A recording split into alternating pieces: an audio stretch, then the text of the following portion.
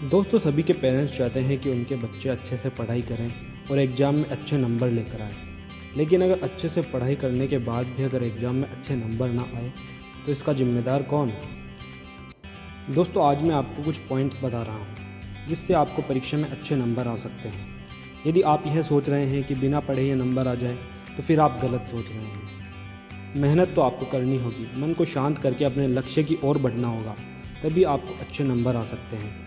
कई बार ऐसा होता है कि हम सभी मेहनत से काम करते हैं पर कहीं ना कहीं हमसे कुछ चूक होती रहती है जिसके कारण हम अच्छे नंबर प्राप्त नहीं कर पाते हैं। जिस प्रकार किसी बर्तन के नीचे कोई छेद हो, उसमें हम कितना भी पानी भरेंगे तो बर्तन कभी पूरा नहीं भर पाएगा। ठीक उसी प्रकार हम परिश्रम करते रहेंगे लेकिन कुछ बातों पर ध्यान नहीं देंगे तो हमें परिश्रम का पूरा फल नहीं मिल पाएगा। मैं कुल 10 तरीके बता रहा हूँ। यदि आपने इस तरीकों को अपनाया तो आप किसी भी परीक्षा में अच्छे नंबर ला सकते हैं। सबसे पहला है अच्छी डाइट। आपको अपने खान पान पर विशेष ध्यान रखना होगा। पढ़ने में चाहे कितने भी तेज हो, यदि आप महीने में 2-4 दिन बीमार हो जाएंगे तो वह सारा पढ़ाई चौपट हो जाएगी। अच्छी डाइट लेने से हमारा मस्तिष्क और शरीर दोनों स्वस्थ रहते हैं, हम बीमार नहीं पड़ते और अपने पढ़ाई को लगातार जारी रखते हैं। मौसम के अनुसार फल और सब्जियों का सेवन करना चाहिए। ज़रूरी नहीं कि हमें महंगा फल ही लाना है, सस्ता फल भी बहुत मिल जाते हैं। सस्ती सब्जी बाज़ार में मिल जाती है, हमें उसका सेवन करना चाहिए। यदि आपने पूरी साल अच्छी मेहनत की है और परीक्षा के समय बीमार हो गए तो फिर उसका क्या होगा? पूरे साल की मेहनत का। इसलिए पहले पेट पूजा फिर काम दूजा, ये बात हमेशा याद रखें। फास्ट फूड आज का फैशन खाना बन गया है। यदि आप स्वस्थ रहना चाहते हैं तो सभी तरह के फास्ट फूड जैसे बर्गर, पिज़्ज़ा, चाउमीन, इन सभी से दूर रहें, क्योंकि यह फास्ट फूड आपको पढ़ाई में फास्ट नहीं करेंगे बल्कि आपकी एज जल्दी बढ़ती जाएगी। कौन सा समय पढ़ाई के लिए बेस्ट है? आपके मन में यह बात आती होगी कि किस समय पढ़े कि पढ़ा हुआ ज़्यादा से ज़्यादा देर तक हमारे दिमाग में रहे।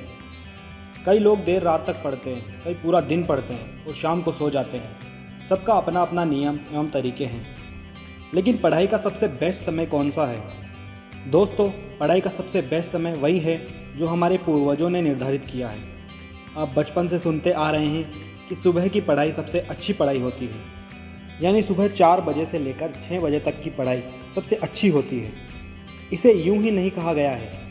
इस समय को वैज्ञानिक भी पढ़ाई के लिए सबसे अनुकूल समय मानते हैं।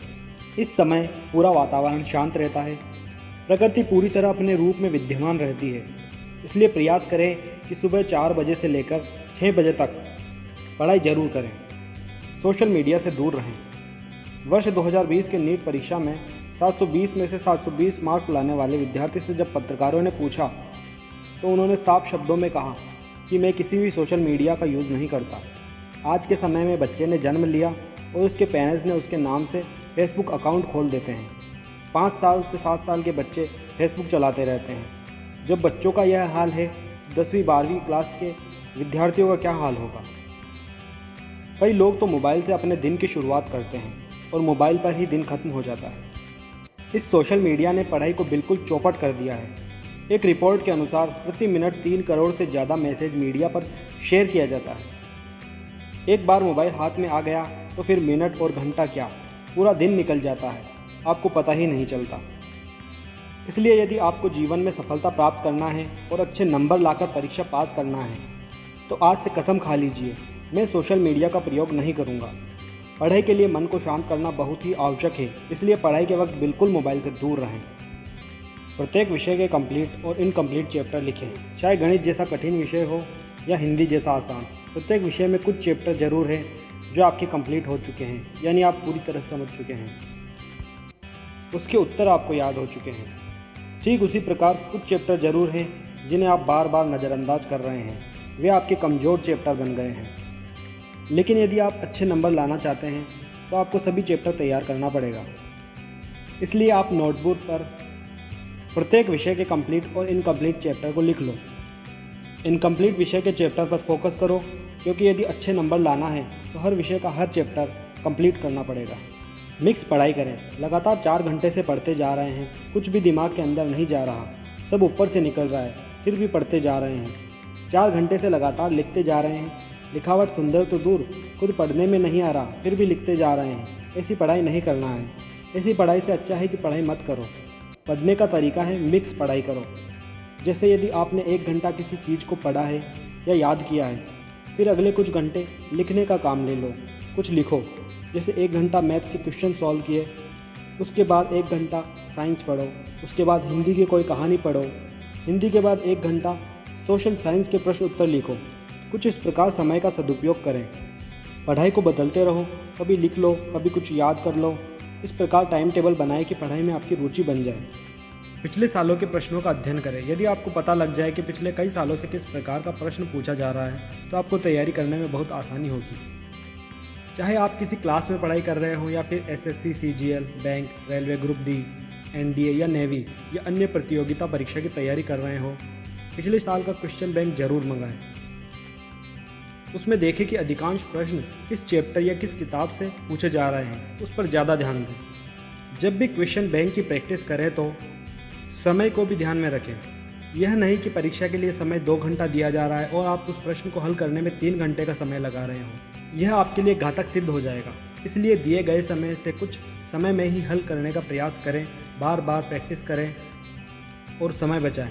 कहा गया है प्रैक्टिस मेक अ परफेक्ट, यानी प्रैक्टिस मनुष्य को परफेक्ट बनाती है। लेखक और महत्वपूर्ण तारीखें जरूर याद रखें। यदि आप हिंदी विषय में अच्छे नंबर लाना चाहते हैं तो प्रत्येक कहानी एवं कविता के लेखक का नाम जरूर याद रखें। जब भी आप किसी कहानी एवं कविता के बारे में परीक्षा में लिखें तो 3-4 लाइन जरूर उस लेखक के बारे में लिखें। यह तभी संभव है जब आपको लेखक का नाम याद है।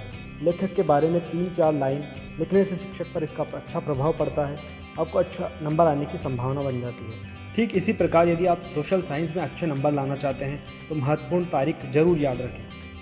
यह तारीख आपको लॉन्ग क्वेश्चन आंसर के साथ साथ ऑब्जेक्टिव क्वेश्चन आंसर में भी काम आएंगी। लॉन्ग क्वेश्चन आंसर के बीच बीच में यदि हम किसी घटना का उल्लेख उस तारीख के साथ करते हैं तो इससे अच्छा इंप्रेशन बढ़ता है और अच्छे मार्क्स आने की संभावना बन जाती है। ओवर थिंकिंग से बचें।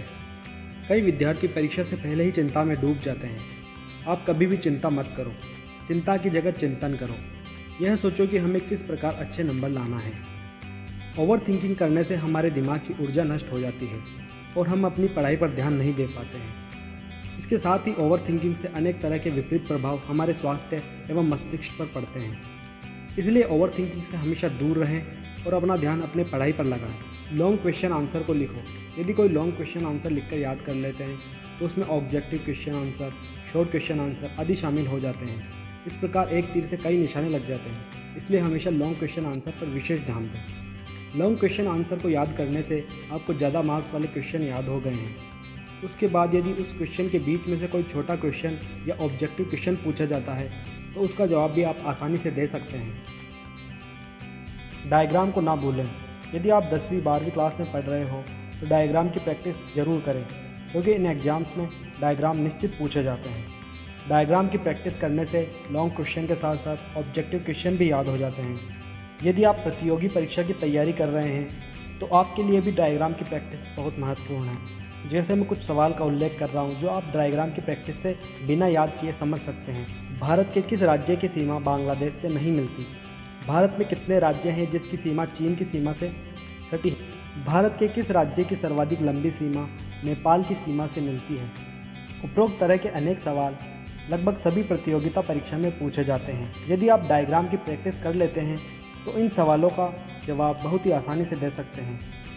अगर आपको ये वीडियो पसंद आया तो इस वीडियो को लाइक करें। इसी तरह के और भी वीडियो पाने के लिए हमारे चैनल को सब्सक्राइब करें।